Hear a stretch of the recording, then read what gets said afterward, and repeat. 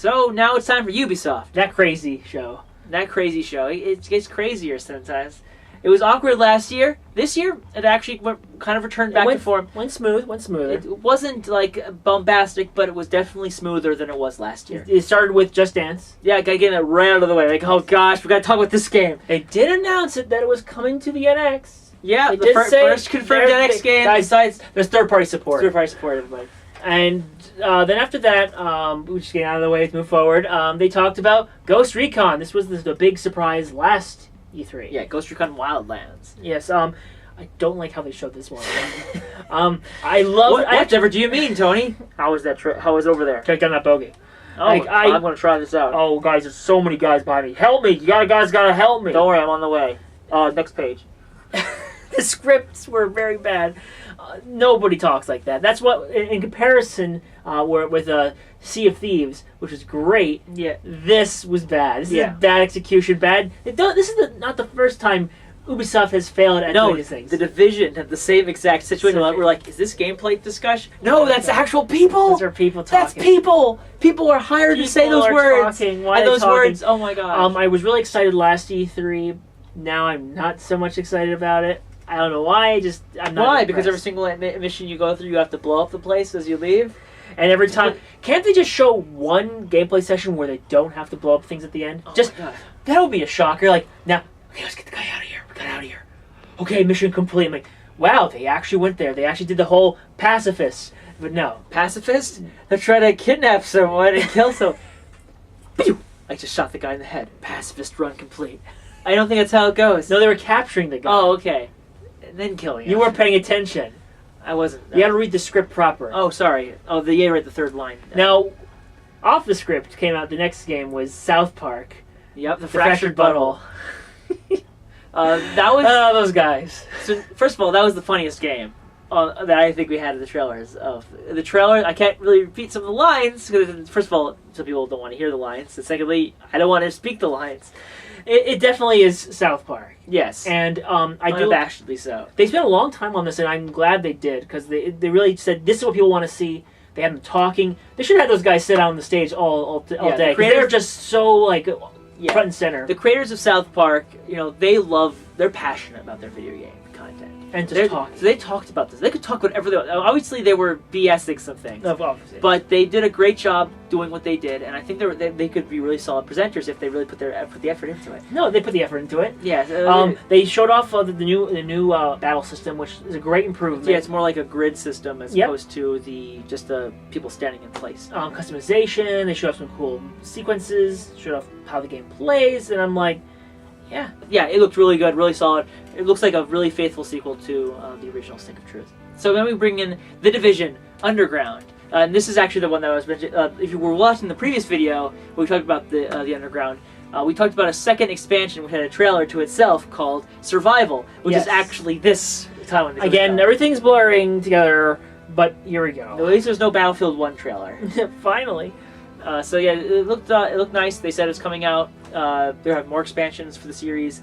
They mentioned it's like a live game, is what they're saying. They want to keep it around. Yeah, I feel because they spent like 5 years making this thing, so they want to make this drag out of their 5 years. You want to keep going a bit more. Let's take a bit longer. Let's do a 5-year plan. But let's pause from going into these high-run shooters to the bird shooters. Eagle Flight. They showed this off last year. I don't know when they showed it off, but it was a VR. It's a VR game, and it's basically capture the flag kind of. You capture the prey. Well, the game is actually a flight game where you play a bird and you're flying around the city. But the demo they showed was a multiplayer mode where you try and you're trying to literally get prey and drop them at the nest. The attacks are literally caws. So you caw, and the voices don't change. It's the same sound, more or less, and that's what the game comes. It's grating. It was like, I stop and I can't hear. I don't want to hear anymore. How that turned. I don't want birds to live. Why stop? I don't know. They need to lower the volume. That's what I gotta say. Either that or make variations in the caws. Like caw caw caw caw caw caw. That's not like Banjo-Kazooie at that point. Caw caw caw caw caw caw caw. But the game. I'm thinking the game would probably be pretty cool to see, but I don't know. Personally, any VR experience. Yeah, it would be pretty fun cool. to see. Just that was a bad way to show that. It was just bad. A lot of cause, and no vehicles. it was a lost cause. But another VR game they showed off was a brand new title, Star Trek Bridge Crew. The premise was that you would actually be able to play in a bridge, in the bridge of this the Enterprise, and they actually had an interview with Lamar Burton, and Lamar Burton sat down and was like, "Oh my god, this is great." And it's so interesting to see this man so passionate about it. That made you kind of like, I wanted to keep talking about it, but we're talking a while. But this is a conference. Good job, and they definitely did They did what they should have done with this. I think they could have done it any other way because it looked kind of slow paced. But the idea of just having these older actors and who worked in the series, just talking about and actually living it, and just showing how impressed they were. Yeah, that's how you should do it. That was probably the best way they could show that sort of stuff off. So then we take off the VR visors, pick up our axe, and start cutting stuff. Stuff meaning people's heads. For Honor. Again, we saw this last year. It was the first game where they teased like, hey, we're going to show you this new IP. And that was more like a multiplayer aspect of it or something. It looked a little bit early, but this time we actually see a level and it's brutal, and we know about the story a little bit, not a lot. And it just looks really intense. Yeah. You can really see just how brutal your weapons are. Yeah, so the brutality of the weapons. The game's melee concept was pretty cool because you kind of have to guess where they're going to hit, and then when you start seeing them swing, you have to immediately switch to it. It becomes a really interesting parry and attack system.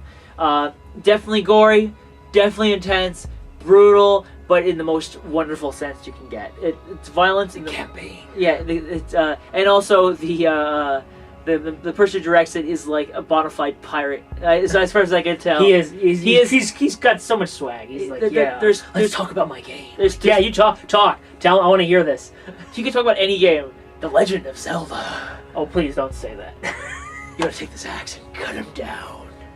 He was good. I like him. He's a cool guy. Yeah, the game looks great too. I'm a little too violent for my taste, but you know what? It's the right taste for a lot of people. It's good stuff. Now, this was a surprise, this game. A nice switch from the violence. Yeah, let's undo that and bring out Grow Up. Now, Grow Home was a game an indie game that Ubisoft It was not an indie game, but it was like a smaller tier project, much like the UbiArt titles. And it was nice, little, cute, you know. And they said, you know what? We can make this bigger. And then they did. They went on to make a bigger game. Yeah, so now it's a bigger version of Grow Home. It has, big plants, different planets, I think, to go on. Yeah, getting to the moon. Yeah, you're trying to get to the moon. That's the premise. And it looks like a lot of fun. Hope they don't make it too complicated. Yeah, if they make a game that's because the first game was good in simplicity and what it offered. To take that and try to make a sequel on it, they have to try not to fall into any trap holes of too much complexity and all that stuff like that. Now, another downloadable title they showed off was Trials of the Blood Dragon. I don't think how they announced it was very good. No, that's just the weird foreign way of announcing a game. We're gonna go woo! And I don't think it worked. I don't think anyone was impressed. I don't think everyone was like, guys, please get on the stage. Just announce it. And it was, of course, they announced it like an old commercial. It was like action figures and like, oh yeah. And then they announced it like, I did not see that coming. Yeah, I did not see that coming. Now, Far Cry Blood Dragon was said as one of the most interesting DLC packets. Actually, they released it by itself too for a time. This is the same deal. It's $15. It came out right then, and it's like, hey, it's Trials, but in the world of Blood Dragon. So yeah, top notch. Good way. Not so much the greatest way to announce it, but it was nice to see it come out almost immediately like that. And then Assassin's Creed, not the game. No, the movie. The movie. They spent so long talking about it. This is Powers all over again. They had not even the director. They had the producer sit down and be like, I'm going to talk to you about this movie. I don't want you to talk about it anymore. Why is the actor not here? Because he's too much money. I don't know. Why can't we? I don't know. Slow down to a crawl. This was the worst. The thing is the lowest part. Of course it was. It was the lowest part. Thankfully, they followed up with Watch Dogs 2. Yes, and they actually had a good trailer for that. A trailer on a trailer, but a gameplay demo showing a non-lethal way of making it through a mission. Yes. Which was probably the coolest thing, because apparently some people said that the first game was much too easy just to kill things. And they actually say you can beat the whole game being non-violent. And I think that was where I would go, because that's who I kind of am. Yeah.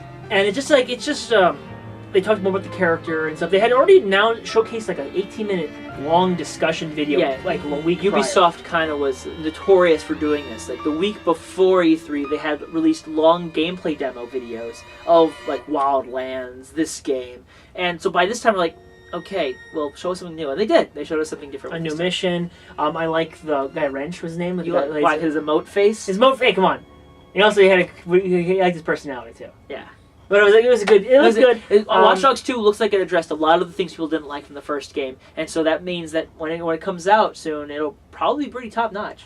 So they ended once again with a surprise announcement. This one was actually genuinely surprised. I was like, wow, I did not expect him to go this way. I was expecting a running gun shooter, but no, it was a game called Steep, which is a snowboarding game. Which I'm like, oh, well, it's more than snowboarding. It's also skiing and hang gliding.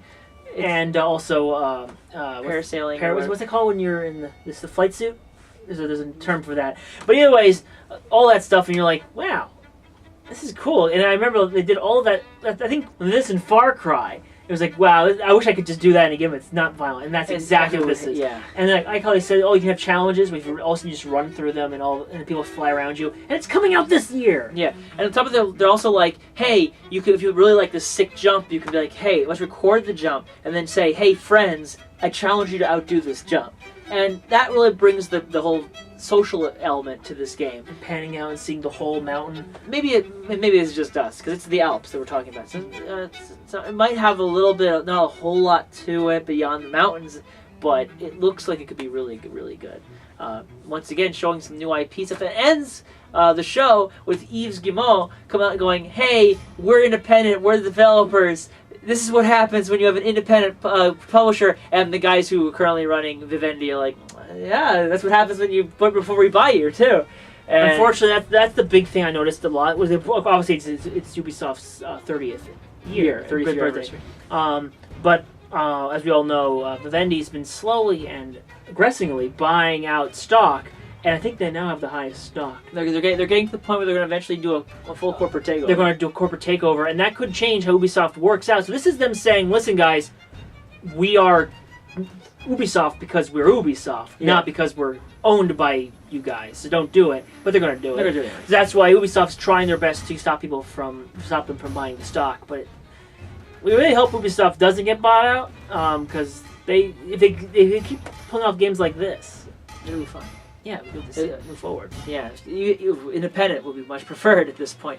But that completes Ubisoft. How do we predict?